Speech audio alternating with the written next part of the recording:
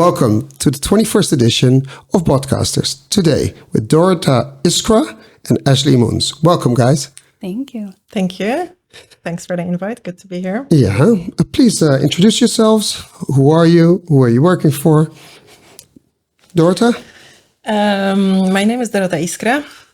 I work for Dataforce. That's a division within Transperfect. I've been active in the field of speech technology ever since university. And when I think sort of back about my story, I realized that when I was at school, I always liked maths and languages. And when I went to university, I had to choose one or the other. I couldn't find a degree that would combine both. So I decided to study English. But towards the end of my degree, I discovered a specialization which was called speech technology. And I thought this was totally fascinating. And I'm talking about the 90s, which was definitely a lot more fascinating than it is now. It was all science fiction. And this is something I've stayed in for the rest of my life. So after my degree, I did a PhD because I wanted to learn more about it. And then I decided I really wanted to apply this knowledge. So I moved to companies where I could develop applications based on speech technology. And I was involved in developing the first Dutch speech routing applications for ING and ABN AMRO. Where I was responsible for the functional design of the applications and dialogue design. And after that, I moved to data because I realized that data is really something that's very important in all these technologies. It's important to have data to start with, and it's important to have high quality data. And this is something that I've been passionate about for the last 12 years, I guess. And your role in the company is? I'm Senior Director AI, which is actually on the sales side. So I reach out to clients, I try to find new clients. I get involved in sort of project definition until the contracts are signed. And then this is handed over to delivery and production. Ashley. Hi. I'm Hennes Mauritz. I'm on Dorota's team, so I do the same. I'm also on the sales side, but my role is account executive. Unlike Dorota, I did not have this long passion for conversational AI, etc. until I started working. So my background is actually in international relations and public administration. And once I actually started working, I realized I had a little bit more in me than what I had pictured for myself in that field. And it was around the time that the AI Act came out that I started becoming interested in how policy was going to develop around AI. And I mean, it's still being developed. But I got really interested in that. And I had some clients in the public affairs world that were really interested in knowing how AI was going to change the way that they did their own business. And from there, I got more interested. And so I started doing research and more like the social, ethical, environmental even impacts of how AI was going to change our world. Then I realized I'm not so much a research person. So I got more into the commercial side. And that's how I got into Dataforce. And I've been here ever since. It's been a year. So yeah, and then the whole conversational aspect has also just been something that I've been very interested in since being at Dataforce. And I love the small little community it is, and it's growing every day. So, yeah. Because you guys work for a company that is totally invisible, yet extremely important. I think very few people in the community understand what you or even know about you. But you guys are like the Intel inside without having the Intel printed on the computer, right? Or on the chatbot. So maybe you guys should explain that, because that's how we came in contact. Mm-hmm. Explain what your company does that is relevant for chatbots and voice bots and the technology. Because I think it needs some explanation. And I think a lot of people say, oh, wow, is that possible? Yeah. Which one of you? And it's not, we're not selling stuff here. No. It's important to say we're sharing knowledge and to show possibilities. Yeah.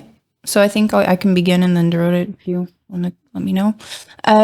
So from the sort of outset, Dataforce is a division, as Dorota said, from TransPerfect, and TransPerfect is a translation localization company at the heart.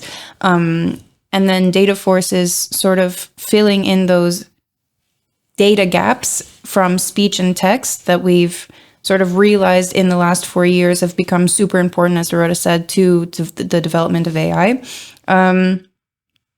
And what we do that is around data services is data collection, data annotation, transcription, and how that is relevant to chatbots is that, we take dialogue flows, sentence structures, intent, and we translate, localize those, collect data from users, for example, to try and train the chatbots, because I think chatbots are not just a one-time tool. They need to be developed constantly to be able to be relevant for our clients. Also from not just on the text side, but also on the speech side.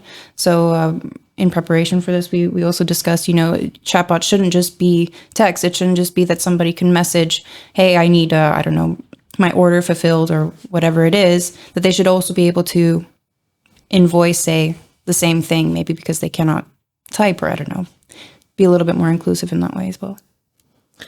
Yeah, I think that importance of data is often underestimated in this kind of technologies. And I think for certain types of,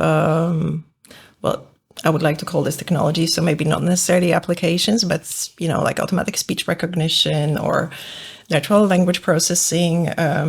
Computer vision is also something we work on.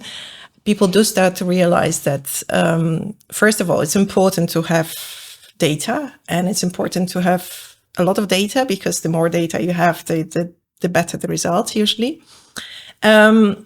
But that's not necessarily translate in the same way. So sometimes it's just, you can better have less data, but then higher quality data.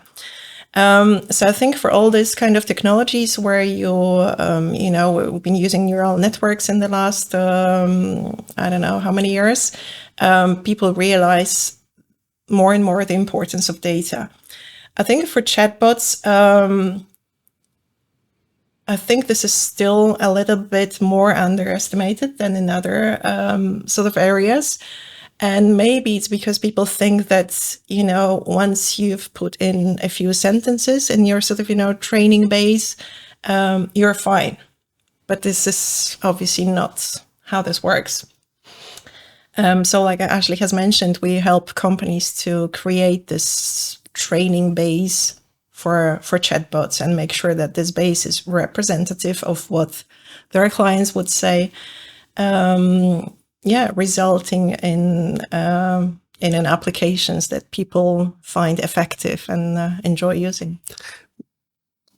I understand, and I checked your website and to see, all this is true. Mm-hmm. But if you look what's happening in the market, and we said something before this, I'm going to challenge you guys. Mm-hmm. There's a lot happening and a lot of chatter and a lot of hyping about this little tool called ChatGPT. ChatGPT, very good. And I'm not saying that's the box of Pandora that solves every problem, but probably like you guys, I've been experimenting with it and I've seen some amazing things. Aren't you guys afraid? And I'm not telling you have no relevance, you do. But I think to further to further explain what you're doing, aren't you afraid that ChatGPT is going to sort of replace some of the work you're doing? I'm currently working with a company now, if you look at FAQ bots, mm-hmm. as if you really look at FAQ bots, basically they're answering questions of stuff that's on the website, right? Most of them can't properly answer all the questions, even though the data is on the website. So I'm working with a company to basically try and replace the whole story about intent in FAQ bots. It's ridiculous. I don't think it should be necessary. Focus on the real problems. So there we're working with a piece of software that might replace that part. Whatever that happened, probably everybody's going to be angry with me because, we've taken away some jobs.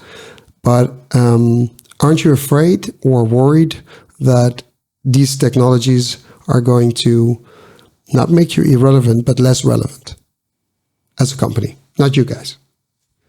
I know I'm challenging, but I'm curious. I see Dorota laugh. No. She's waiting. She wants to answer this. Yeah, well, I'll give you the floor in just a second. No, I think ChatGPT is a really cool tool, and I think it will actually, I think it makes our job actually more relevant. The reason for that is that I do think, especially when it comes to different languages, but let's just talk about English for a second. So even in English, a lot of the information that ChatGPT is based on historical data, right? So what we try to mitigate in our work is bias.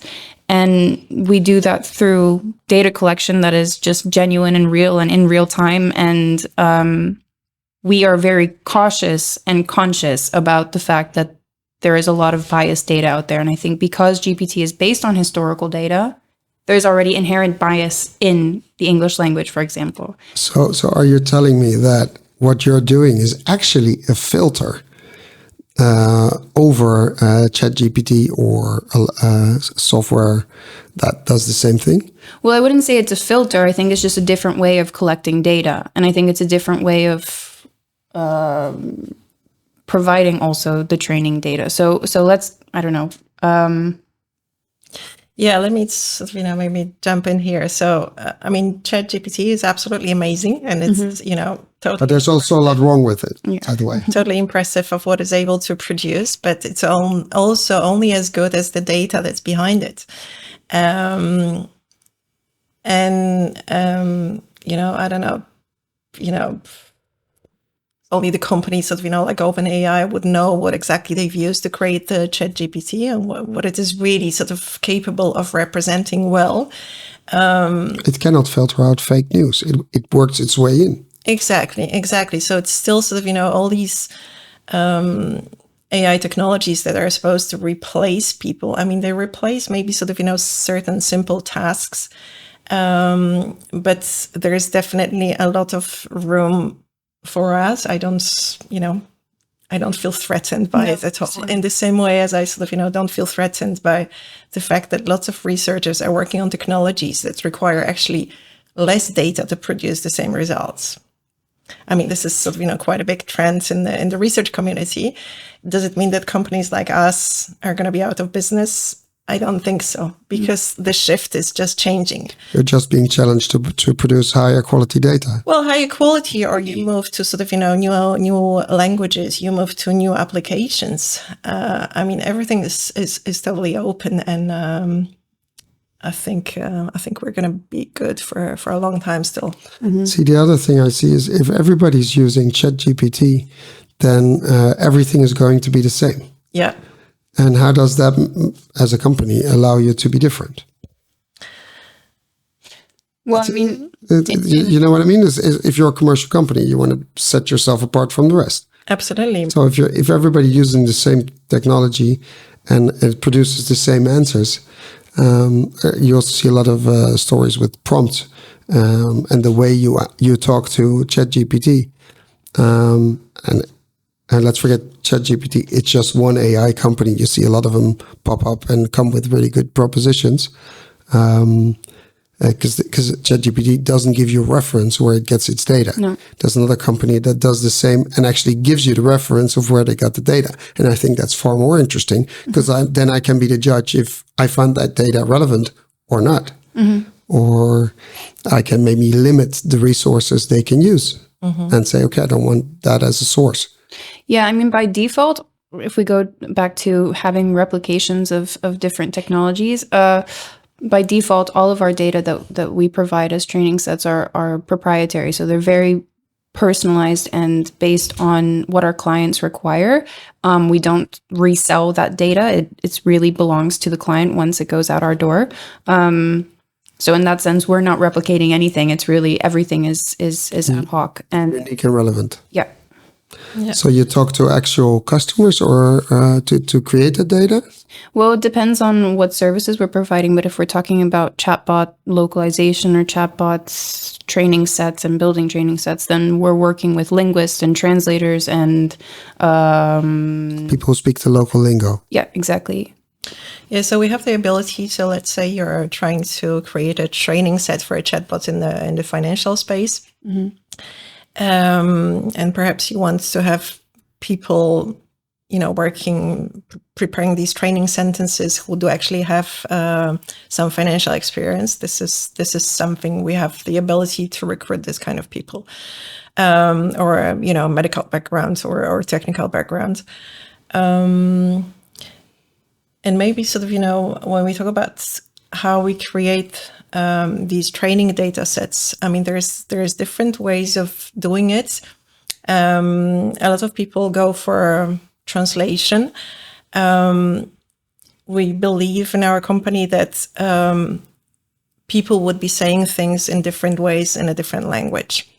So it's not sufficient just to take like the English training base and, I don't know, translate it into Mandarin or even Spanish. So you don't want to be Google Translate? We don't want to be Google Translate, or we don't even want to be like a manual translate.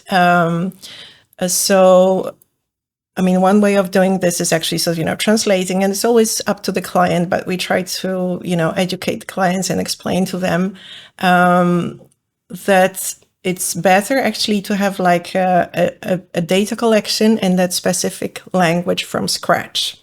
So, you have your dialogue design, you have your intents. What we like doing is creating scenarios based on these intents and giving these scenarios to, let's say, 20 different native speakers. We can take it to 50 native speakers if this is what we agree on with the client. And we ask all these native speakers to respond to these scenarios, so like provide an answer. And we ask them to give a few variants. So each of them will be encouraged to, let's say, give up to 5 variants for each different scenario.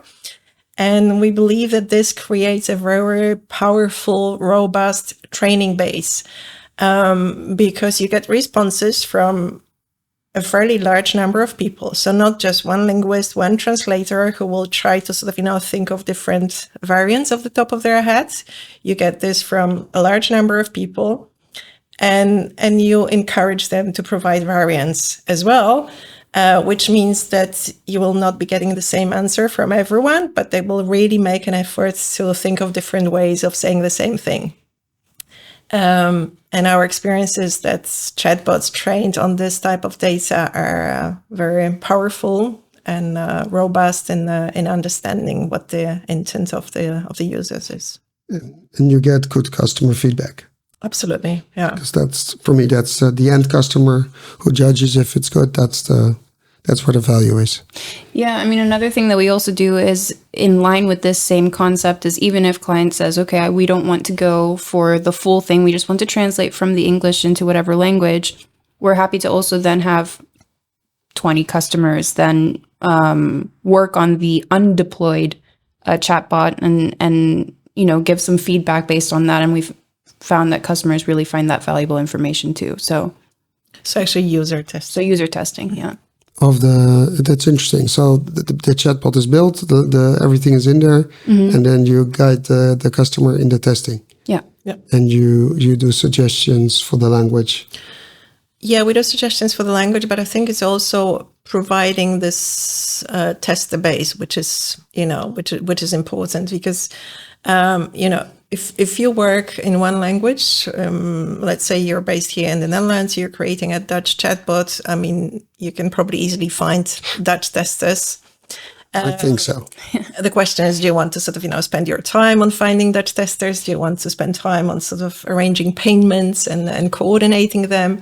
But you can probably figure it out for one language. If you're localizing your chatbot into 5 other languages at the same time, the tasks get a little bit more complex. And this is sort of, the point where people start valuing our services. But that's an interesting point, because we, in the preparation, Ashley and I talked a bit. And my opinion is that chatbots as we see them now are not inclusive enough. And I'm not a very vocal person, but I do think, like in a country like the Netherlands, we have so many people who are not Dutch native speakers. and they use the same services. Why is the chatbot just in Dutch? And the same goes for why isn't there text-to-speech, speech-to-text integrated? Technology allows us to do that. It's just not happening. And I think the European Union is actually pushing for this to happen. But if you zoom out, you have the capabilities to help companies do that. Why is it? Well, I don't see it happening. Why is it not happening, to your guys' opinion? It definitely increases the cost, and but also the revenue. If you can service more customers through that channel, then you maybe spend more on the chatbot, but you lower your operational cost.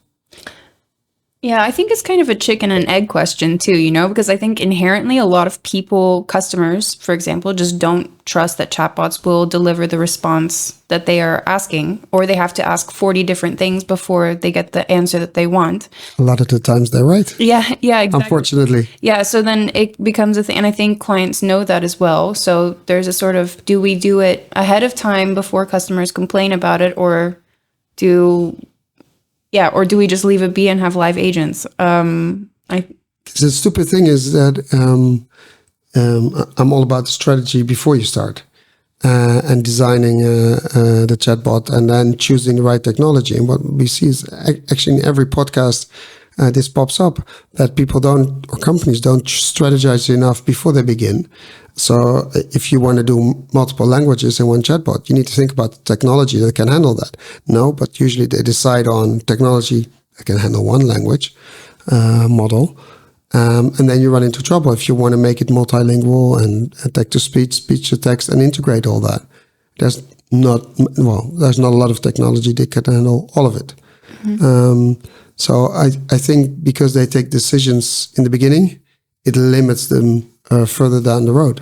So how do we change that? Because that's what part of it. Of course, this podcast helps. But how do you guys see that? So, I mean, unfortunately, we're usually not involved in the beginning. Exactly. So, but I mean, I hope that people make business cases, based on, percentage of customers that they are able to serve through the chatbot without having to revert to the call center agents to help. And yes, but the performance of the chatbot should be, related to this kind of numbers. So it should be in everybody's interest to make sure that that the chatbot works well. And yes, and I believe that, making sure that the data is good is part of that. But yeah, unfortunately, we're just like a sort of, a small piece in this chain and don't usually get access to the full. So you guys need to move up the food chain. That's what needs to happen. True. No, but sorry, I'm pushing on this, but the way I see it, then you guys should be integrated or consulted at least in the first part. From let's say down the line we would try and do more languages. What does it take to do that? So what do we need in our technology or? Yeah, maybe you guys don't supply the technology; you just supply the exactly. data. And maybe part of the problem is that trying to make this kind of low threshold for companies to actually be able to develop chatbots. Perhaps the companies that develop chatbots and deliver them position them as something that's can be done fairly cheaply without that kind of sort of maintenance process. Just to sort of get the foot in the door and debunking that myth, because it's really bullshit. Yeah. Oh, it's bullshit. No.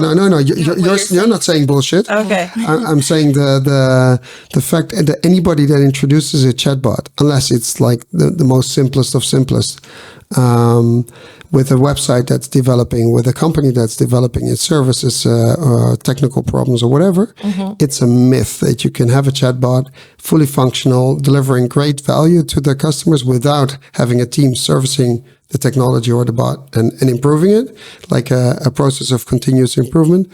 then really if you stop doing that, you go backward and your customers will not use it.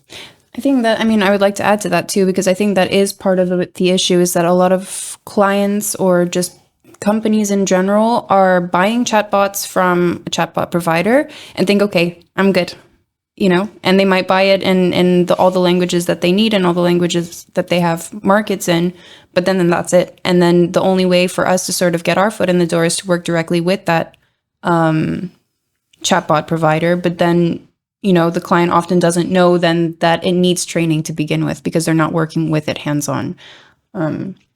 So it's a good thing you guys are here. Customers usually come to us when things don't work. Yeah. So the chatbot is already developed. I figured as much. Yeah. And it's not providing great value. And then they go like, sort of, what do we do about this? But obviously, ideally, we should be sort of up at the front. I don't know, perhaps, partnering with chatbot companies. But I just feel that it makes their proposition a lot more expensive, which doesn't sound attractive. Let me ask you the question. If you would be able to be a part of, let's say, a team that starts developing something, a chatbot or a voice bot or a combination, from the scratch, and deliver your help with your knowledge and training data, would that eventually not be cheaper than getting on a train that has already passed a few stations and you need to backward make things or get things, and basically, because what happens is they need to rebuild because you figure out it doesn't work. Well, it has a reason.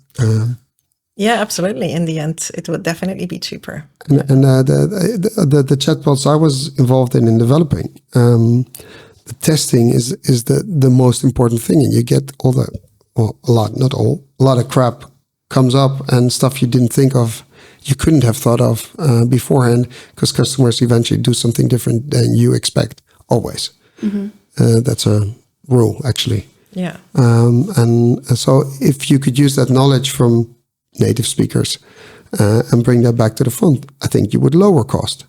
Yeah, absolutely. Absolutely. You would lower cost of the total package. Total cost of ownership. Yeah. So maybe you should start building with the companies you've already worked with a business case. Okay, what was your cost? And then simulate or emulate what it would be if you would have been involved from the beginning. Yeah, definitely. True. So not helping your business, but I'm trying to, because I truly believe that when developing a chatbot, you should take the pain of thinking in the beginning, and not if you do it halfway, it's very costly. And basically, you usually have to redevelop or take new technology or whatever, and that's very expensive. And on C-level, they're not very happy to do that because they feel like they invested a lot, and usually it is a lot. And then, especially for big companies, these are big projects. I see you nodding. That means I'm right. Yeah. And that's one of the reasons I wanted you guys to be here, because you should be in the beginning. True. Not in every chatbot, but I think there's projects, especially companies that deliver a service that everybody has to use. Look at public services in Holland, like Waternet or insurance companies, or I don't know, government agencies. That they create so much mess because people have no clue what the information they're getting. It's not translated properly, or not at all, or in a language they don't understand. I mean, if you have Dutch and Arabic, I mean, there's a lot of people that speak neither. Right, exactly. So English is would be a good one. So yeah, I feel you guys should be at the beginning, and I hope this podcast helps people be aware of that you actually exist and deliver great value. Yeah. Dorota, you wanted to say something? Yeah, I was just going to say that I have had a lot of conversations with different chatbot providers, and the answer is usually like, we have the training data, we have this knowledge base, we don't do this. And I guess for them to sort of go in with a proposition to their clients, which, I mean, I don't know how much it costs to develop a chatbot Usually, what they do Let's is they say- offer it cheaply, relatively Exactly. cheaply, and then the actual cost comes down. Yeah. Oh, you want this? Well, Exactly. that's- And sort of, for them to like go in with a cost that's maybe like 3 times as high as what they would do just on the development side. I can imagine that this is like sort of, blocking. And I don't know if they have KPIs in terms of percentages of automation of the traffic. If they did, it would be also more in their interest to provide something that's really working effectively. I mean, not even cost-wise. I feel I've spoken to a couple of conversational designers at different chatbot developing companies, and for different languages, I asked, how do you do it? Because you are one conversational designer. Your main language is English and let's say Portuguese, and you don't speak Mandarin, you don't speak Spanish, you don't, Well, you don't either, right? No, exactly. No, I don't, of course not. I don't speak. Yeah, exactly. So, but the thing with that is, what they end up doing with their dialogue flows is putting each sentence in through Google Translate, and that's how they have multilingual chatbots, and it doesn't work. So, I mean, that's another thing, is do they want to put the effort in actually getting the different languages and the training data properly rather than just running everything through Google Translate. Did you guys ever do a project with a company where you did A/B testing, where you put your results next to Google Translate results and see how customers responded to that? So maybe not specifically for chatbots.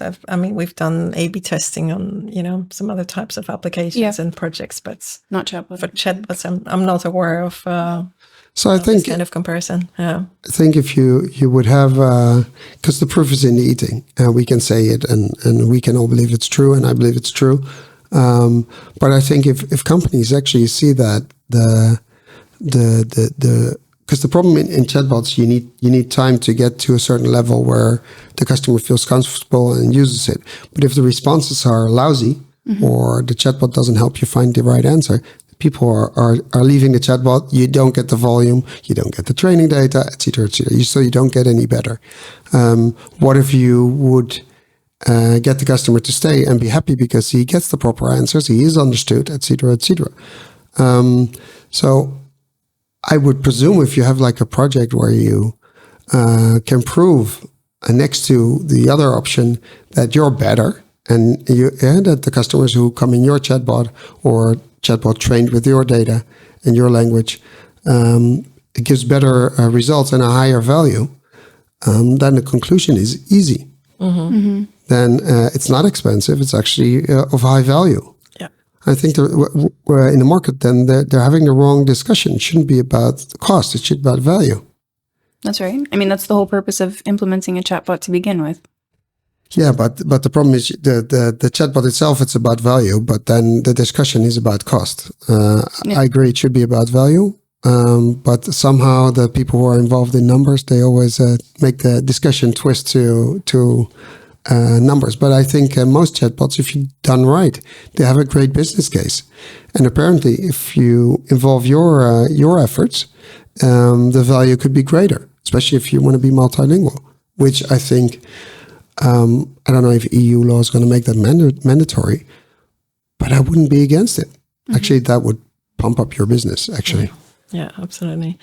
And and the interesting part is also that what I've just described as a way of collecting this training data doesn't really have to be expensive, because you don't need linguists, you don't need translators, you just need native speakers.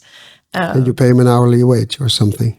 Well, yeah, we try to sort of estimate how much effort this will take, and we usually either pay per hour or per task. But yeah, so it doesn't have to be. So maybe we just want a company that someone's listening and thinks is interesting. Just do the test, right? A/B test and see who wins. Yeah. And you guys would be prepared to do that? Absolutely. Yeah. Okay, well, we'll put it out there. We'll ask for a company that is interested to do a project, because, and I truly believe government agencies should be obliged to do it, to have multilingual information and chatbots. And energy companies, same thing. It's ridiculous. Yeah. Anyway, that's my opinion, and but we agree apparently. So that was a long introduction. We went actually in depth, and that was good. If you look at use cases of chatbot technology, of course, in mind the services you deliver, what do you think right now is a great use case of the application of chatbot or voicebot technology? Or one that's not out there, would you think that would be heaven if it would be there? Oh, that's fun. You can dream, right? We've come up with pretty amazing stuff here. I'm not sure everything is happening, but we can be innovative. And if some company picks it up, that's fine. I think chatbots and conversational AI in the health space is super important at the moment. There's a really cool one called LEQ. I think LAQ? LEQ. Intuition Robotics is the owner of that one. And it's basically I don't want to say it's a chatbot, but I mean, it's based on the same technology, right? So it's a little... What does it do? Yeah, it basically keeps old people company. Is that the actual robot or is it in your phone or? No, it's an actual robot, but I think there's also text-based where, if the person is away, or maybe I don't want to get too into it, but go on. No, but I think something like that or even if it's an app, so let's get away from LEQ, but if it's an app where somebody is feeling down and they're able to sort of have a virtual friend, I think this kind of application is really interesting. I think it's becoming more prevalent. But then software needs to pick up on emotions. Of course, we know it can do that because I've worked with chatbot platforms where they have, and Jim Rowe also tested that with Juji, where the language model picks up on emotions in the words and the sentences used. Really interesting because there's a lot of science behind it. So that's what you're saying, that you would be interested to do that. But that would make the care for old people even more unpersonal, how do you say that? We have a staff problem, I know, but these people want personal contact. So how does that resonate? Sometimes people don't want to talk. I mean, especially when it comes to mental health, some people don't want to talk to somebody else. Well, that's the good thing about a chatbot. It doesn't judge. Mm-hmm. That's right. There's an interesting thing because I know someone who was busy developing one for mental health, and she had a mental health issue herself. She says, I don't want a chatbot to judge. I just wanted to talk to me to get me out of this sort of phase I'm in. She did a traineeship with a chatbot company to share her knowledge. It was really interesting. Oh, very cool. Yeah, I can imagine. And I guess you don't have to see it as a replacement. I mean, this is an add-on. So, now we're getting somewhere. All these people helping in person, they don't have time for, chit-chat, or the time for chit-chat is limited. And so this is actually opening up new avenues instead of, replacing in an automated way what is out there. See, that's the whole thing. I do believe technology is here to help us and make our lives easier. So I believe in digital colleagues and co-workers to do the repetitive work, etc. And it allows us to be more personal on other levels. And for instance, if you have people who have a dementia problem, could be of high value there because you keep repeating if you're a person, you go crazy if someone tells you the same story for the 25th time. A robot really doesn't care. Yeah. It's just thank you, very interesting, and ask the same question. Yeah. So it's interesting, I thought. And Dorota, what do you see as a... Well, so it's good to dream and come up with... something to take care of your kids? Software? Well, kids in puberty can be a problem, right? They're at the age where I still need to enjoy for a few more years. So I definitely... But they have a phone, right? The automation to... Exactly. There's enough technology around them. But I still feel that, when I look at myself, okay, so the way, I guess the reason why chatbots were designed initially was to be able to answer customers' questions 24/7. And I think, I mean, okay, so sort of, technically we seem to be there, but not from the user perspective. So I think there's still lots of work to be done at the base in order. Okay, I probably don't use chatbots, very regularly, but whenever I do have to say that I'm disappointed, because I feel I have a simple question. I go on Messenger to this airline whose name I won't mention, and I ask this simple question, and it's just like answering in a way that's like makes me feel like this is not what I'm talking about. It's just like sort of, pushing me, and obviously understanding how this technology works, what it's doing. Makes you a difficult customer. Pushing you into a certain bucket, into a certain category, and providing this automated answer. And it's not an answer to my question. So what is the dream?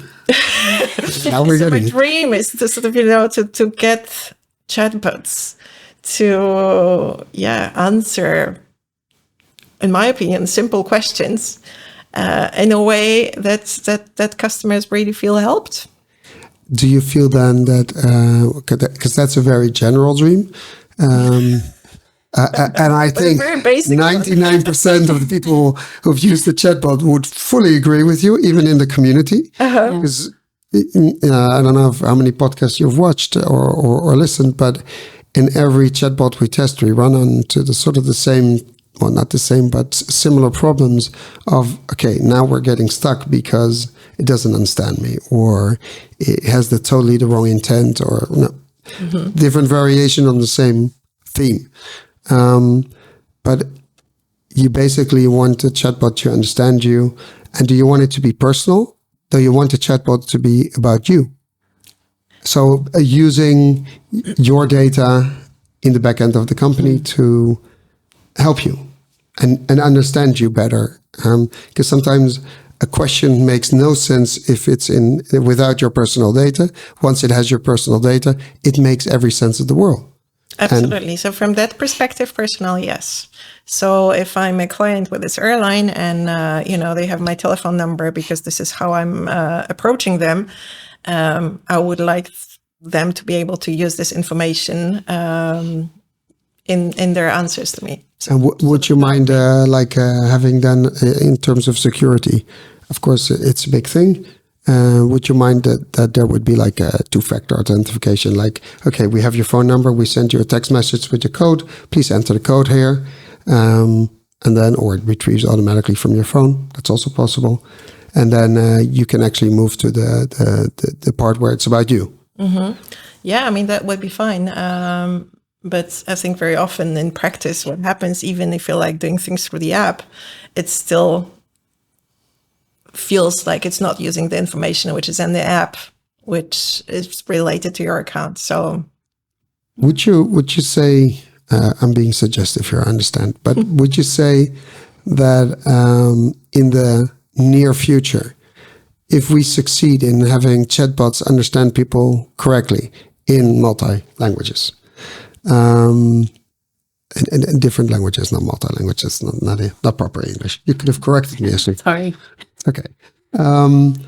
Would you then say that at some point websites with an extranet or apps, company apps are going to be obsolete because they're very expensive to make and to maintain? Why don't we do it in a conversational environment, in a chatbot, where it asks me to give a login name or a password or whatever, and it can retrieve my data in the backend, and I can do whatever I do. So basically, I'm not saying because I love WhatsApp, but WhatsApp or Signal, Telegram, or one of these applications, you basically, like WeChat in China, you handle everything in a chat. In China, they're actually far more ahead of us than we are here in Europe. It's really weird, by the way. I have a question then about that. So do you mean getting rid of like a storefront application on your phone, or do you? I'll give you an example. Yeah. Let's say in the medical field. Mm-hmm. What if I had a blood work done, and you want the results. It's present. You get a text message, an email, your results already. Okay. And what if you go to WhatsApp, as an example, you go to the chat with the doctor or the hospital, and you say, I want the results of my blood work. And then they say, that's personal. So please give the 2-factor authentication code. Okay, you put it in, and it tells you the results that they were all right, they were on par or whatever, or that there was one result that wasn't good, too high or too low, and it tells you what it is. You want more information, you say yes, then it pops up explaining what it is, and that the doctor will call you about it, or you need to make an appointment or whatever.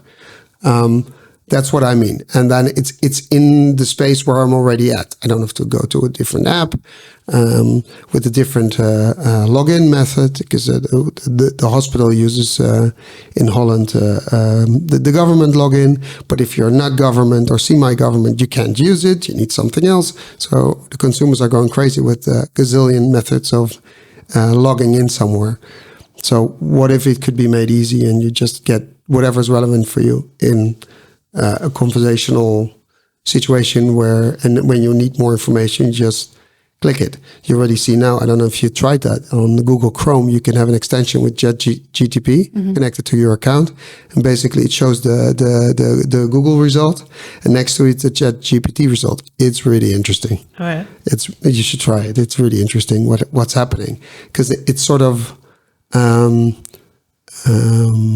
do I explain it? It sort of shows you don't go through 100 websites. It basically collects all the data and just puts a small piece of information there. This is the answer to your question. Like, why am I even Googling? I know you have to, but this is where it's going. What if that would be integrated with your question on WhatsApp? You asked, okay, you have the result and you want to understand what it means. And a AI-like application shows it to you. Not being a doctor, but acting as a doctor. That's how you give the prompt to ChatGPT. Act as a doctor and tell me, or it's really interesting. Yeah, it sounds interesting. I'm not sure I know how to answer the question, but I do think. Well, you asked me for an example. Oh yeah. Of what it would be like, and that's when I say that a hospital application becomes worthless, because I can get it's just data I'm retrieving. And with that data, I can basically use the rest of the data in the world to tell me more. And actually, it knows more than the doctor, because there's not one doctor, there's a million doctors putting information out there. I think that would require a lot of integration government-wise. I don't know how quickly we would be able to get. Forget about the complications. We were dreaming, right? Let's dream. And I'm pretty sure, maybe not in this year or next year, but in a few years' time, this sort of stuff will be happening. Because if you look at AI, I know IBM Watson did a lot of that. If you look at medical data and translating medical data, what if you could have all the medical research in the world in one database? It's in different languages, I understand. But what if? Wouldn't that be of extremely high value for diagnostics and improvement of hospital care and personalization of medicine? Because you can actually go through the research that is relevant for your specific case. You're not in Dorota. I see you're thinking. I'm thinking. I'm sort of, obviously I see it happening. Like, what are the implications? What's, what are the red flags? Yeah. What's, Well, I have one red flag. I can give you another 10 red flags. Go on. What's your red flag? Well, I mean, this sounds amazing to have, let's say, all the medical information worldwide in one place. That sounds amazing. And that's effectively, I think, what ChatGPT tries to do. The problem with that is, and I might get into trouble here, but I do think With whom? with your listeners. No, it's okay. But I think because there's no fact checker on ChatGPT, a lot of information is just faulty. So I think still doing your Google search and finding out relevant information and deciphering for yourself what is real and what is not is better than going through ChatGPT still. Now it might change, and we might go. OpenAI may decide to do, a fact checker, and that's the interesting thing. They themselves say this too. Yeah, they're very aware of this, and they're saying it. So there needs to be some sort of filter, as I said in the beginning, on it to get it to what is right and what is wrong. But I wouldn't be surprised if you have you can use technology like ChatGPT on limited sets of data. That's where you guys come in, because that's when it becomes interesting. Just so all the lessons learned and all the parameters and algorithms, could you use them on another set of data which is smaller and develop really quick? So your time to market becomes shorter. Yeah, except if it's a smaller data set, obviously it's not as powerful, right? So, yeah. Unless you can translate it and have similar data sets from other countries. What if you're multinational and you have all these data sets in all these countries? They're sort of the same. Later on, we're going to test the chatbot of a company that is, almost everywhere in the world. Yeah, global. They're global, so they have a lot of languages. What if you can collect all those data sets and translate them properly and have them in one database? Then you have enough data, right? Just in different languages. That's your business, right? Okay. I'm challenging you. I think we have to take some lessons in dreaming from you, maybe. No, well, the problem is if you don't, I think everything we've dreamed up until now has happened, and everything we didn't think was possible happened as well. So, I mean, did you ever think that in Ukraine they would use chatbots for warfare? Right. Would you have ever thought of that? No. But they also use it for detection of war crimes and collection of data to put it to trial. That's right. Which is, it's a different way of thinking. And I think once we get there, and they're ahead of us in China with WeChat, there's a world opening up, making life easier, but making other stuff obsolete. Yeah. And I think it's a bit like with the gasoline companies.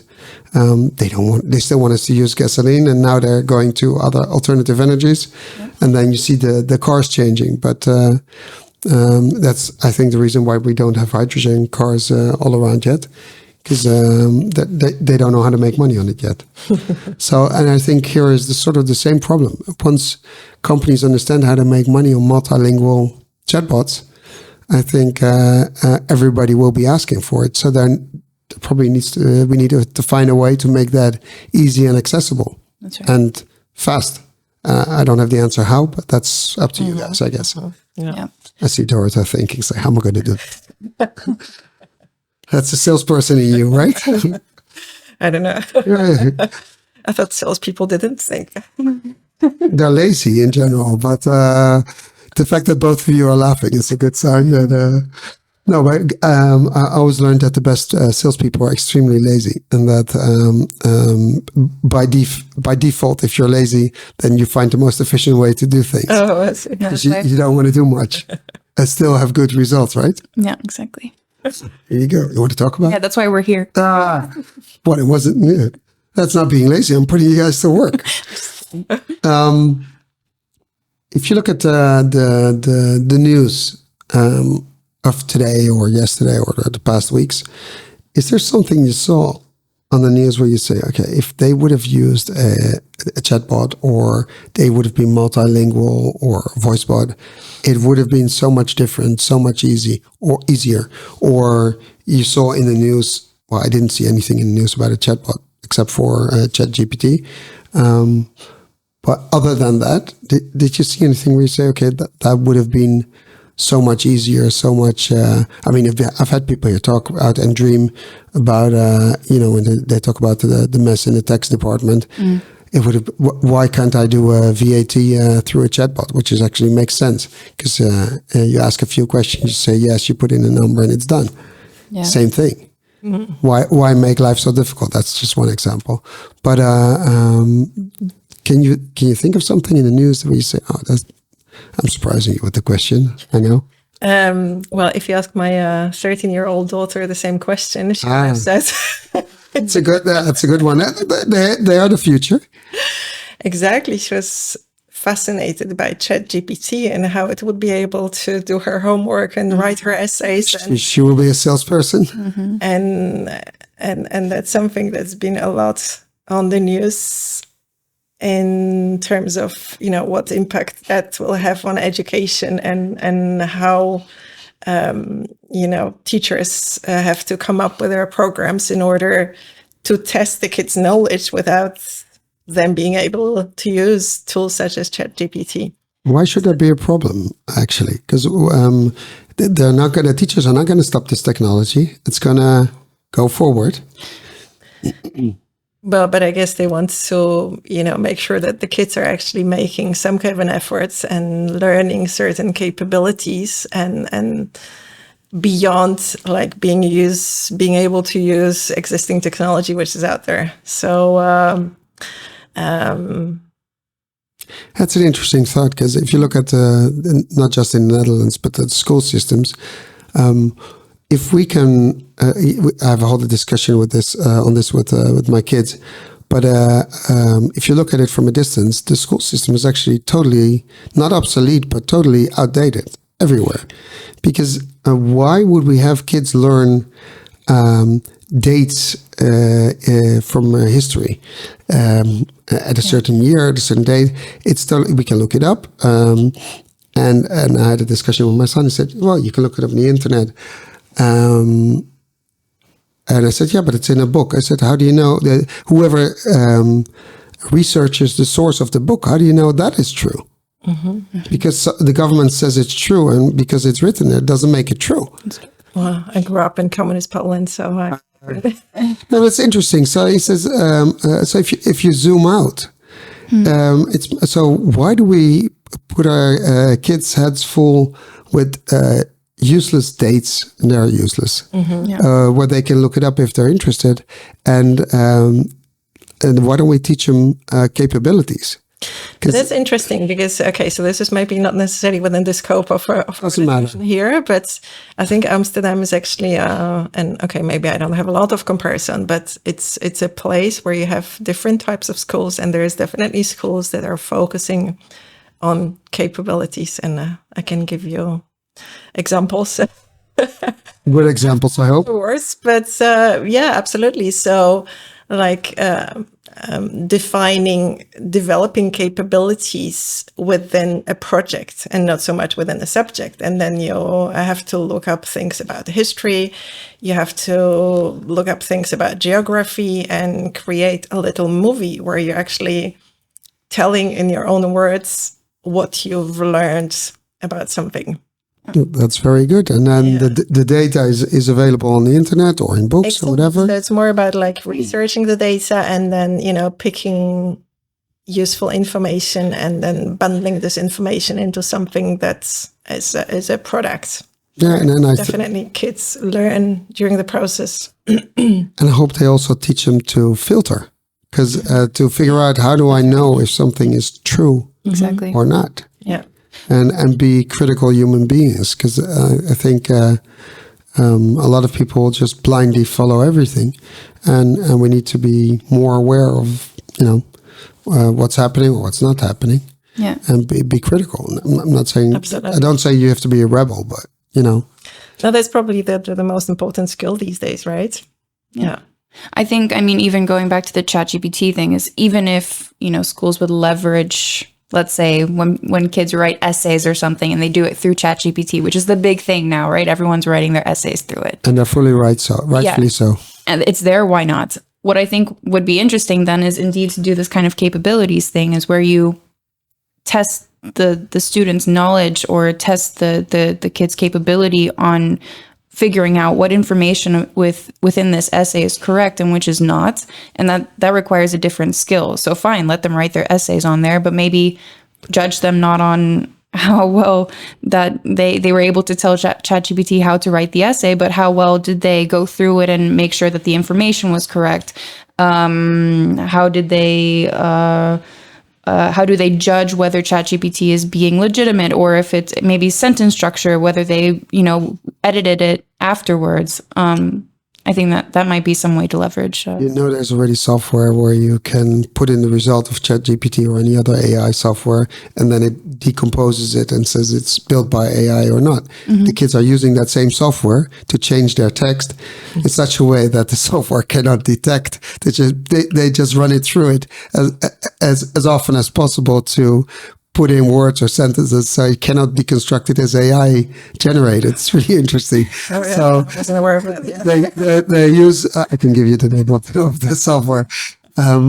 It's really interesting. So these kids, and I love it, and my kids are a bit older, but they're outsmarting all of us. And I think that's actually an interesting capability. The fact that they're able to do that. And that's why if we go back on topic, and it wasn't as far as off topic as you thought, Dorota, that if you can open up all that information, any information through a chatbot, and the conversation is intuitive, basically they're learning language, and it's about asking the right question. And basically, that's what you see popping up on ChatGPT, is that if you use the wrong prompt, ask the wrong question, you get the wrong answer or stupid answers. If you ask the right question, it's really interesting, and you drill down in that, you get very interesting answers, and you might even get the truth. Right. Because it's actually in there somewhere, if you look at the data it has. So I think if we talk about capabilities, and human interaction, isn't it the same between us humans, that if I ask you the right question in the proper way, that I might get the right answer or an honest answer? Mm-hmm. Absolutely. Part of being a salesperson as well. Well, I'm not going to say salespersons. No, never mind. We're not going to go there. Okay. I'm alone here. I'm with two women who are both salespersons. It's not fair. I feel a bit overwhelmed now. How do you guys say? Well, we're talking about the future, but do you see this as something that will grow bigger and bigger and bigger? If you look at the chatbot technology, because if you look at, I don't know if you read the Gartner report. There was a Gartner report saying that in customer service, I think like 80% in a few years' time will be handled by technology, basically chat and voice bots.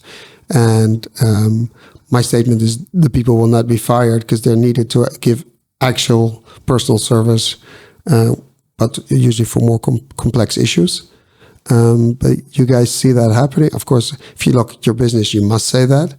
What I'm asking you personally, is that something you see happening, that it will grow bigger, that basically any company or public service just needs a chatbot to handle the sheer volume of questions or information requests or whatever? I think so. I think it's going to keep growing. I mean, especially after COVID, I think a lot of companies realized that they needed to do a little bit more on the digital front anyway. So I think we see that pattern growing. Absolutely. And it's just, there's no end to it. So, I mean, chatbots is usually, when we talk about chatbots, we think about the text-based interface. Beyond it, there is obviously voice. So, I mean, ideally, you want to have chatbots to be voice-driven, so to become kind of virtual assistants. And even if you sorted this part out, I mean, we're still talking about, I don't know how many languages, 30 languages, 40 languages, which are like the common commercial languages. I was at a workshop 2 weeks ago where we had a guest speaker from Google who talks about their ambition of developing this kind of technology in 1,000 languages within 5 years' time. Holy moly. Exactly. 5 years to bring this, to open up their own technology in these languages. So, yeah, I mean, think about the work and the possibilities which this is opening up. As you were saying this, I'm thinking that in a few years' time, we're just going to sit in our car and say, drive. Yeah. And it recognizes my voice, and I can set it in such a way that no other voice or just voices that I allowed can be connected to the car. And basically everything is automated, and you say your navigation system, you just talk to it. Yeah. Well, it's interesting because I think some of these advancements are quicker than we actually thought or hoped for, but then some other ones are taking more time. Like which one? So, for example, autonomous driving. Well, that has a reason. Well, exactly. So there's like sort of, regulatory implications, all kinds of. Yeah, but there's another one. Well, because the problem is if you need all the cars to be automated. If you have just a small part of the cars being automated, then it becomes dangerous. And then the insurance part becomes really, the legal part becomes really complicated. Absolutely. Yeah. Because as much as we think, people are not that predictable. They do stupid stuff. And the computer is relatively predictable. So and you can't solve it unless all the cars are the same. No, true. I mean, I totally agree with you. But what I'm trying to say is that, sometimes things are possible from like the technological perspective, but are taking longer to implement. And then others just, explode. And it's only later that we actually realize what the implications are, because they're not so obvious from the beginning. Well, Corona did an interesting thing in that. If you look at video consultations in the medical field, That's right. it was impossible and difficult and couldn't be done. And now basically it's there and it's not going to go away. And they've seen it's actually quite efficient. Yeah. And not necessary that people always come to the hospital. Yeah. But before, at least I can talk for Holland, it was not possible and the insurance company wouldn't pay for it. And in 2 days they changed it because of Corona. And now all of a sudden it's possible. So it makes you, you're right, Dorota, it makes you think, what the hell is stopping them? Because are there other interests, or I don't know, I don't have the answer, but, or is it just fear of being replaced? Yeah, fear of being You got the PhD. replaced. And I'm just messing with you.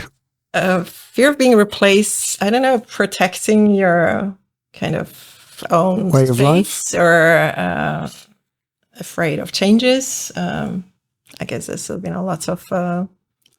It's interesting. So in order to change it, we need to prove them wrong. Yeah. I guess I that's mean, sort of, COVID was probably a very good.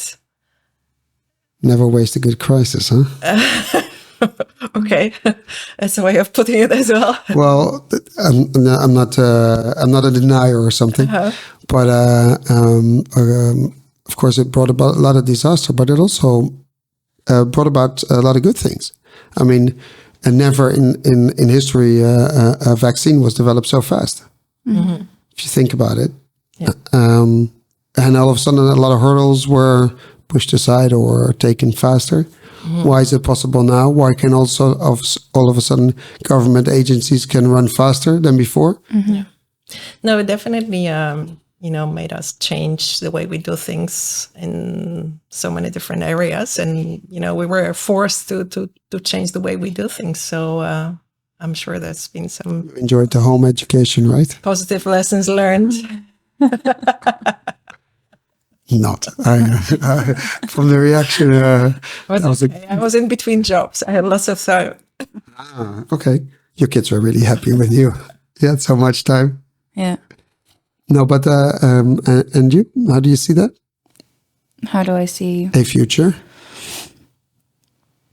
I mean, if I'm thinking of when I was a kid or when I was in school, it's changed so much in the last just 10 years. So for me, thinking of future is kind of, I mean, it's a shoot in the dark. So shoot in the dark. So, yeah. I mean, if even the example that you gave for like autonomous driving, right? Most of what you just said, we can already do. I know. So I had a whole discussion with my son about linear thinking and exponential thinking. Is that we as humans cannot think exponentially. Anything you think of is probably already out there in one shape or form. Or you've seen it in a movie where someone thought of something and it wasn't there, but it was based on existing technology that could do something. Yeah. Yeah. I mean, I think the idea of the digital twin is going to be something that keeps being developed. So Help me out. Digital twin is, for example, you have your phone is basically a digital version of you, right? Now it's not that right now, but at some point it might be. Like what you're saying about applications, being able to say, okay, I need a doctor's appointment, being able to just, click a button and then also receive all the information from your medical history or whatever it is, right? So that and they're also trying to regulate this, but makes sense. But I think this idea of a digital twin is going to become more prevalent, and that also requires, a person, well, not a person, but that you have some kind of conversational element to that as well, right? You don't just say, "Hey Siri, this," but you are really trying to communicate your life through technology. Through technology, yeah. Or the technology should make your life easier. Yeah, that's right. But should also be, things like medical history, government papers, identification should be able to, finances, but that should be. Are you saying that eventually we'll have a virtual assistant, personal assistant that knows everything about us and can take care of everything? I think that's what people want. I think. Interesting. Well, that would be my dream. Yeah, I think that's what people want. I mean, why do people find Alexa so important? Why do people want to have Google Home, where they can just press one button and then their whole house turns on And or if turns you're off? going to save a lot of time, what are you going to do with that time? Do things that are actually fun. Okay, that is a very broad statement, but No, I mean, how much time do we spend on the phone trying to reach the gemeente or the doctor's office or? I think a lot more than you would want to. Yeah, exactly. So. And I'm getting ideas now. go on, share. Can we have a chatbot to do, or I don't know, some kind of a virtual assistant, digital twin, whatever. It's going to do my financial administration. Yeah, exactly. Well, if you look at a lot of the bookkeeping software, basically you take a picture of an invoice, or you scan it, and it recognizes what it is, and it does the rest. So that's not personal finance; it's business finance, but it's getting there. And software that can read your bank account and categorizes everything. I don't know which bank you're with. But I'm with Bank. They do smart stuff. Maybe we have to schedule a follow-up on that. Yeah. We can do that. Some tips in life. Yeah. Well. Of course, we tested chatbot, and you had a chatbot in mind. I do. Can I already? Yeah, I would put the glass on the other side. That's right. Before you knock it over. Oh, good idea. Which one did you? I was interested in the H&M one. Okay, we need to. Hold on. It's working. It works. Oh, sorry. Nope, you're good. Here we go. Yeah, so Hennes Mauritz, clothing that's right. company. Yeah, so I thought H&M was a good example of a global chatbot because I think H&M is in most countries at least. At least most Western countries. Definitely. And when I pulled it up, I found it really interesting that, so we are in the Netherlands, and I guess it's based on our IP address, but I found it really interesting that if I would ask the chatbot. Let me say what it says first. Sure. It says H&M chatbot. We needed to go to the customer service page to get it. Yeah. That's one thing. Yeah. It says, "Hi, I'm H&M's handy chatbot. I can answer you super fast on a lot of frequently asked questions, or bring you in contact or in touch with one of my coworkers. How can I help you today?" Yeah. So the first thing that I asked it when I'm preparing for this, I just said, "Do you speak any languages?" So we're asking a Dutch chatbot in English. Yeah. Other than Dutch. And then you can put in, "Please call us, we'll help you." Yeah. And it says, "I only speak Dutch right now, but my colleagues can help you further in English. Click here to speak to one of them." So you go to a live chat. Yeah, immediately. Okay. Yeah. So, but that's not what we want. No. So, Okay, but it's interesting that it did recognize the language and answered in English. Yeah. If it's in German, or would it papiamento. answer in German or papiamento? Papiamento, I doubt. And I Try don't. it.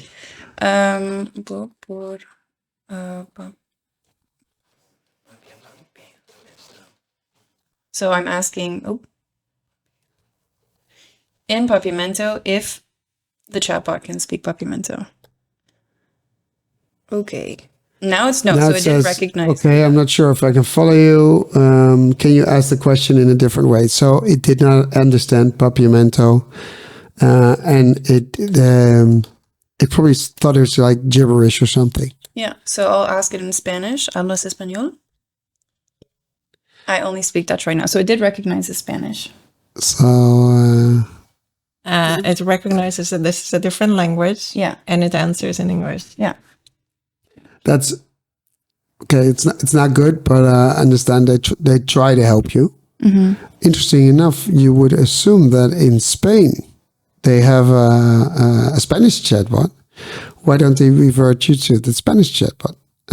Probably they've arranged for it to be done locally and not internationally, Yeah. which is, if I talk to all the companies that build chatbots, they and build it for the multinationals, they try and connect them all, because usually the what they sell is sort of the same.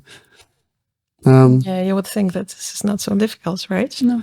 I also wonder why it then says, so if it recognizes that I've asked it a question in Spanish, why it then says, I'll help you further in English and not Spanish. Because in Holland, I presume the people who are on the phone are English speakers, or that's what they got. There's not so many native Spanish speakers in the Netherlands. Yep. But you speak Dutch, right, Ashley? Yeah, a little bit. A little bit. Yeah. So we're gonna challenge you. So we're gonna try them in Dutch. Okay. So what would you like to ask them? We can say it in English to see what they can do. What do you think, Dorota? What do I think? In Dutch? Yeah. So ask them. Ik heb een jurk besteld en die is te klein. In what? Jurk? In jurk. So we're saying I ordered a dress, but it's too small. Besteld. I don't remember. But yeah, it's good. Ik heb een jurk besteld en... Die is te klein, and it is too small. Te klein. Oops.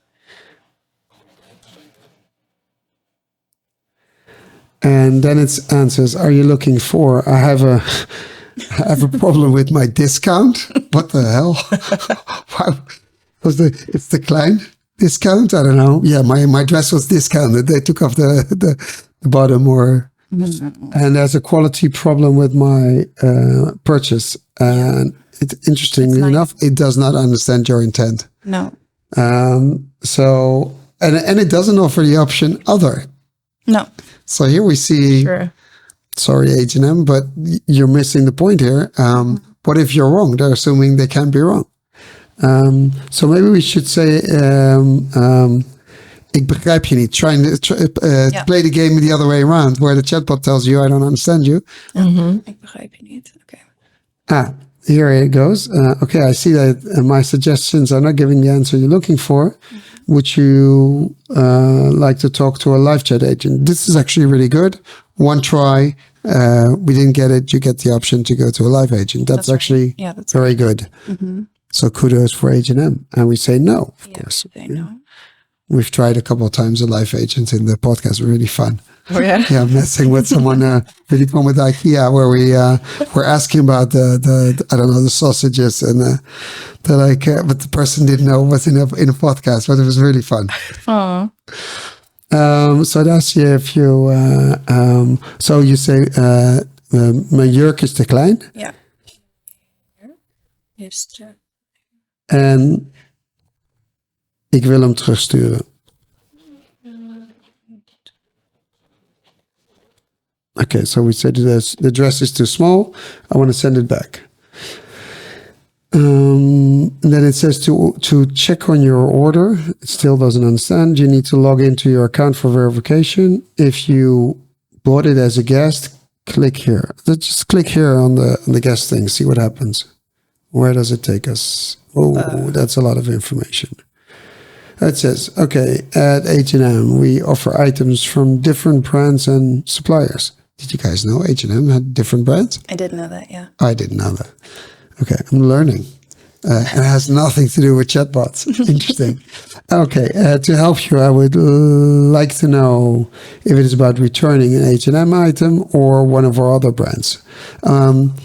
Is that in the actual shops or only online that they're selling other stuff?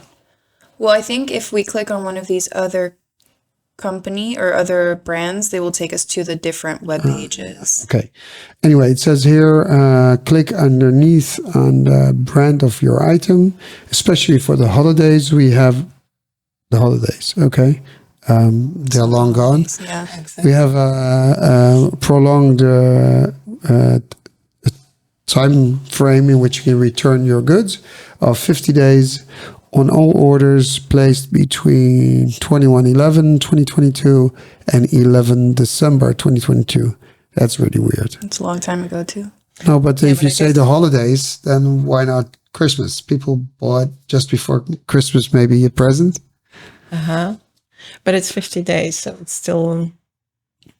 And this is not applicable on the goods of external home brands. I don't know what the hell that is.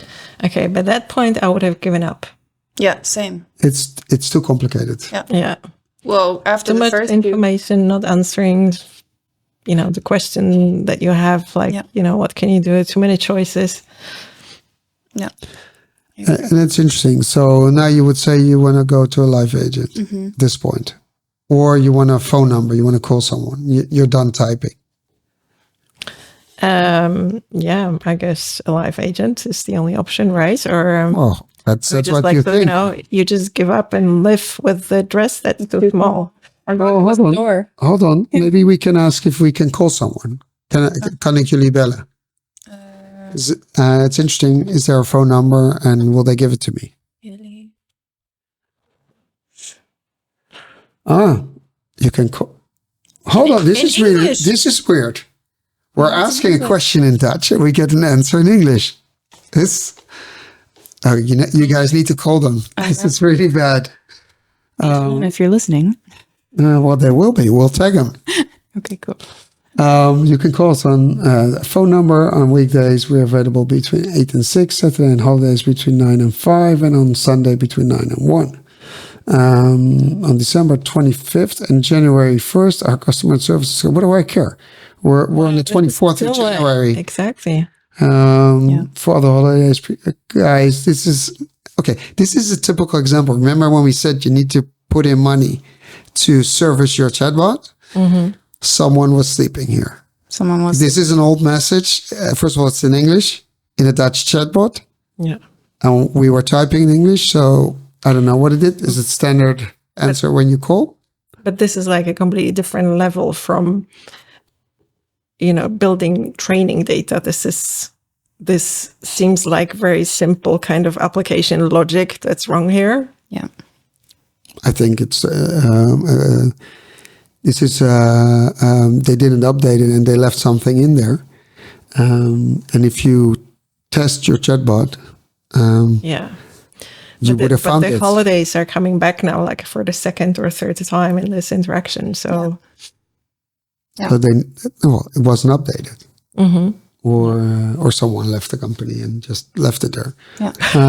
But this left the company. yeah, it's like Left okay, the holidays in there well, for the rest of the year. I was gonna say we're really long holiday, but this is really interesting because and this is exactly the point as you said before, where customers are turned off. Definitely. It's like please help me. I don't want this crap. Sorry for H&M, I don't mean this is crap, but it actually is. Yeah. Yeah.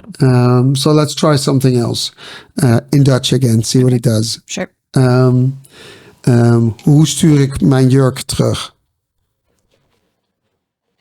You need to have a sturk. Just delete This it. is an interesting test as well. Did it cope with some, And does it? typos? Typos, yeah. Oh yeah, well but typos is one thing, and then can I revert back to data that I gave in the beginning? Because right. I was talking about address. Yeah. Gave us the same message about. And then it doesn't understand. Well, the intent is really, really clear. It doesn't get any clearer. And it's not a very complicated question, right? No, I think we should call them. Yeah. This is, here's room for improvement. Let me put it nicely. You mean call an agent or No, call the business owner behind the chatbot? call the product owner in H&M and talk to them about this, because it's really and here is the interesting thing. If you look at the page, the web page where it's on, it literally says here, ik wil iets retourneren, I want to return something. And you can press a button to call in put in the return. So maybe if we use the word retourneren, which is that word, fancy Dutch word to return something. Ik wil mijn jurk retourneren. Ik wil mijn jurk retourneren. Nobody does that, I understand. But maybe, neren. Yeah. And here we go again. It doesn't understand. Yeah, well, it does, but you just have to go through a different process than talk through. Then what is the process? Inloggen. No, but it says here to check your order. That is after you've ordered. Where is it? Yeah. What's the status? It's not that you've already received your order. Yeah, you just want to return it. Yeah. Got it. Let's see if it gives you access to their product base, which is also interesting, because I would assume if you have a chatbot, it's ideal for conversational commerce. If you have me there, you're talking to me, sell me something. Yeah.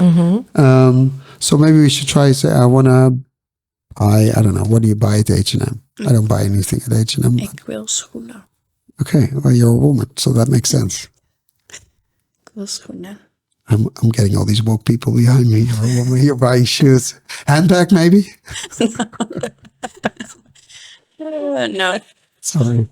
My daughter probably will kill me for this. Okay, it says here, Ashley typed, ik wil schoenen, I want shoes, which is a fairly general statement, but we understand.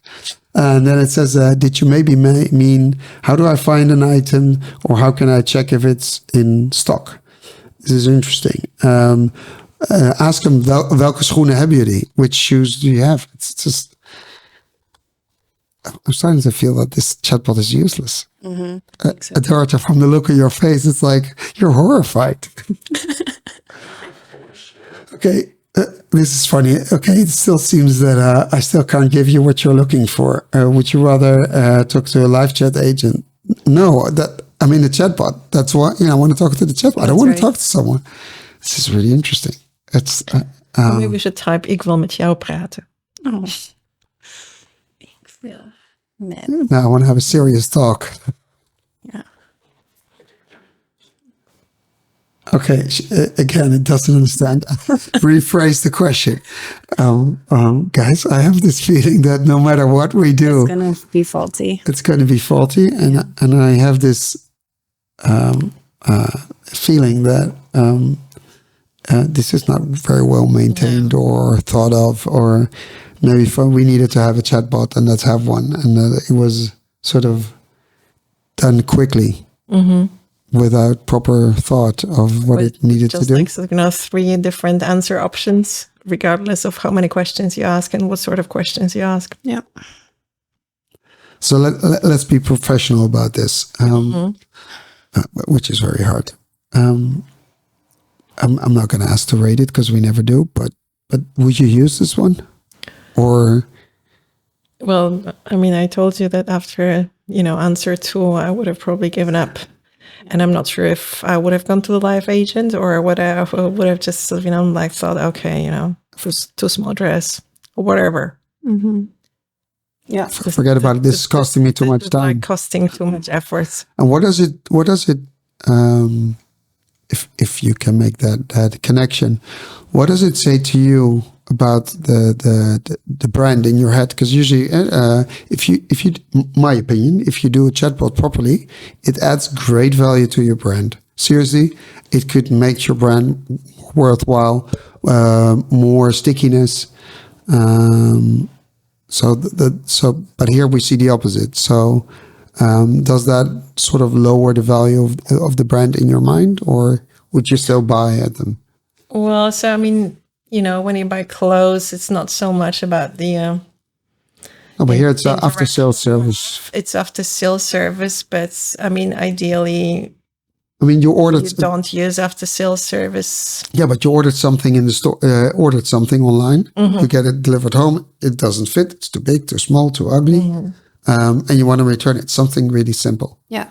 And you want to order shoes. It doesn't even know the word shoes in Dutch. That's right. So you're like, screw that. I'm going to go to Zalando, I think, for shoes or something, because they understand shoes. Yeah. What would happen? Would you return to the store? Does it? Okay, so what I'm trying to say is that I guess maybe my levels of, I don't know, maybe this is a bad thing to say, but No, my kind of expectations would not be that high for, for like an after sales service for, clothes brands.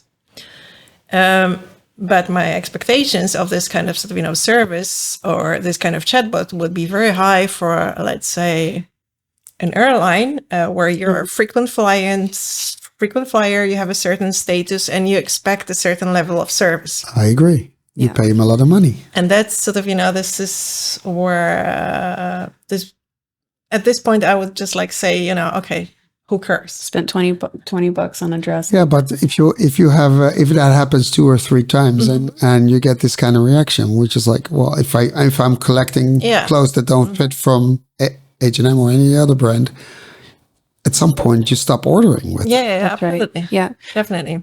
And I would also say this is not just something about the chatbot. Like, if I were just being a customer, I wouldn't attribute it more to the chatbot, but just more to the client services in general, customer service in general, because I would hope that if there is a chatbot, that it understands what I'm saying when I'm typing something in. And also, I know from H&M and the different kinds of companies that are within the brand, or the different brands within the company, that you can't return things in store. So you do have to rely on this kind of method of returning. So yeah, I would not be very happy. The good thing is on the same page we see the return button. That's right. But if you do this on your phone, you only probably see the chatbot. And you don't see the screen. Yeah, but what would be interesting here is to, obviously, H&M, sorry. You're getting all emotional about it. I'm getting emotional about it. You think about this stack of clothes in your house. You need to return to H&M. I haven't ordered it. No comment. So Take some water. It's okay. It's a brand that I think, well, I don't know their business very well, but I would think that they primarily sell through stores rather than online. So it would be interesting to compare it to, like an online shop like Zalando that you've mentioned, and see if their online service and associate chatbot is actually better because they expect people to go online all the time. This is like sort of the core of their business. Right. Here, this is after sales for them. Well, but during Corona, all these companies had to, in order to survive, had to do something. They changed. And a lot of them started a chatbot, very simple, which is good, or a WhatsApp service, and must have seen the value of it. But here it looks like they either stopped developing or maintaining it. I don't know what happened, but someone was busy during the holidays.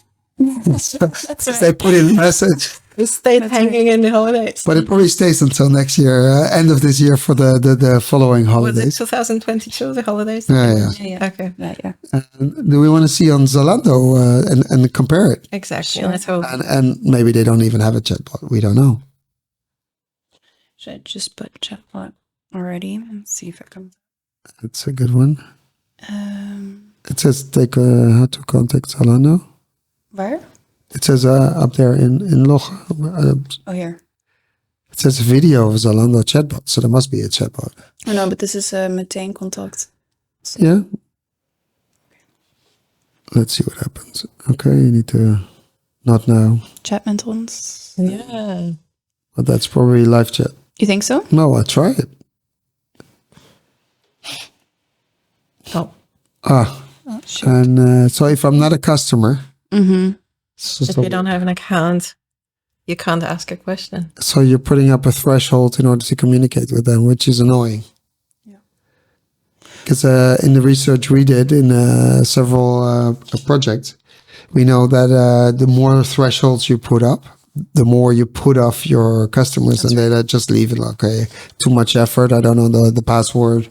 So if you engage with them, then they don't mind going through the trouble because they're already engaged. But they if that's what you start with, they just say bye bye. I'm gone. Mm-hmm. Okay, so conclusion, Zalando, they also need a phone call. Yeah. Yeah. And they're international, so potentials. Try one thing. If they have, do they have a retour and terugbetaling? No, the one underneath. Yeah, let's see if they. It's FAQs. Yeah. Okay. Yeah. Well, guys, it's disappointing they don't have a chatbot. It's tough work to return something. Also at Zalando, I never ordered there. Well, it seems like it. Well, exactly. Well, it says. If you have to log back into whatever. This is interesting. So we see companies making that should make our lives easier. Then in the service part, they make it actually more difficult or impossible. No, I understand why I never order clothes online. And try them on in the store. That's you don't have to return anything. Actually, sometimes I think it's more efficient. Yeah, definitely. I think there's also a lot of people that are. Maybe it's a generational thing, that might be too, but going to the same store where they know you and they go through the rack, get whatever, they know what you like, they get it, and you pay a little bit more, but you save a lot on time. In Amsterdam? Oh yeah, to be honest. Yeah, cool. I never order clothes online. I think it's annoying. And then because I need to go back to the post office and I need to have time for that. I need to package it and then do the paperwork. I go to the store and I leave with whatever I need. Say hi, Doron. I have a new shirt for you. This is exactly what happens. They know me. They say, okay, we know your size. Here it is. We know which colors match with you. It's effortless. Nice. And actually, interestingly enough, I see my kids experiencing it, and some of them enjoy it, and it makes their life easier. Yeah. I mean, it's close by, so it's easy. But it's interesting that sometimes personal service is more efficient, and then it's okay to pay a little bit more because you win back time. That's right. Yeah. So I don't believe that online ordering is always efficient. However, if I like a certain type of sneakers and I know which size, I just go online and order a few pairs at the same time. I don't need to worry about them not fitting because I know that they're perfect. Mm-hmm. So that's the other side. I don't bother there. Why are you laughing? I think it's funny. Why is it funny? That's a typical male thing. Man thing. I do the same thing when I go to there's a certain store. I buy my t-shirts. I don't buy one. I buy 5, 6 at the same time. Yep. It's really easy, and I don't have to think about it. Different colors. I'm like, I don't want to compare myself to anyone, but I'm pretty much like these guys on the news, which run big companies like Meta, Mark Zuckerberg. I don't want to compare myself to him, but Jobs with his black turtlenecks. I have the same shirt in 4 different colors. It's so good. And actually, it's one of the few shirts. It's a totally ridiculous discussion. It's you know what's the amazing thing? It stays good in the dryer. Oh my goodness! So you take it out. You don't have to iron it. Listen. I'm living alone with my dog. Why would I iron? Okay. This has nothing to do. If there was a chatbot that would iron my clothes, exactly. This lovely. is your dream, right? Okay. It's my dream that I have a chatbot that irons my clothes. Nah, I don't care. No. It's I love efficiency, and to be honest, I think a lot of people are too concerned with what other people think of them, and that's also how we make this chatbot. We do care, but we don't care what other people think. We're having a good conversation. We're having a good laugh, actually. Yeah. And we decide what we're talking about, and that's how I want to live my life and do stuff. And that's also how we do this the podcast. Mm. We talk about things we like to talk about, and if it's off topic, so be it. It's fun. Yeah. True. And other people, if they like it, great. If they don't like it, they can tell me. We're still going to have this conversation and it's still going to be out there, right? I think you're gonna get phone calls about the store that you buy it from. That's right. I didn't mention a name, did I? No, you didn't. That's why I'm saying you're gonna get phone calls. Maybe. Messages. And then it's interesting. There's when we tested the chatbots, there are some companies, and I love that they have the balls to answer or send a personal message and say, "Hey, thank you for the input, because now we can improve. This is stuff we didn't know, or we did know was on our backlog." And recently, actually, I was talking to a guy in a company, and I showed him something his chatbot did their company, and the guy's literally he sort of was under the table from misery. It's like, are we doing this to our customers? Yeah, this is what you're doing to your customers. You need some rework. He's like, oh my God, I can't believe we're doing this. And it's interesting that people are not aware of how consumers behave and the impact of it. And I think that once they would be aware of it, that they would think of, actually going back to the beginning now, of the services you guys provide. Because it improves the service. If you properly test your chatbot in hopefully soon different languages, and you understand the intent of a customer, you can actually help him faster and better. And I thought that brings us back to the beginning, how we started this podcast. It's all about delivering value. Yep.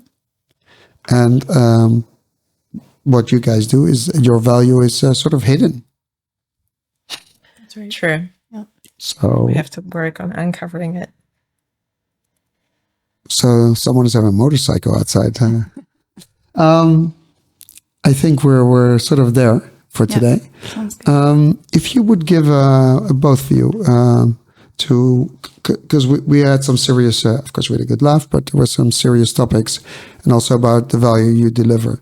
If thinking back or reflecting back on that, if you could give a tip to conversation designers or company that are strategizing their chatbots, and we know the pain is in the beginning, or that it should be in the beginning, what advice would you give to them which is actionable and actually works?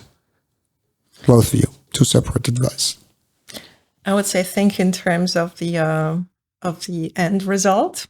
Okay, you start with begin with the ending in mind.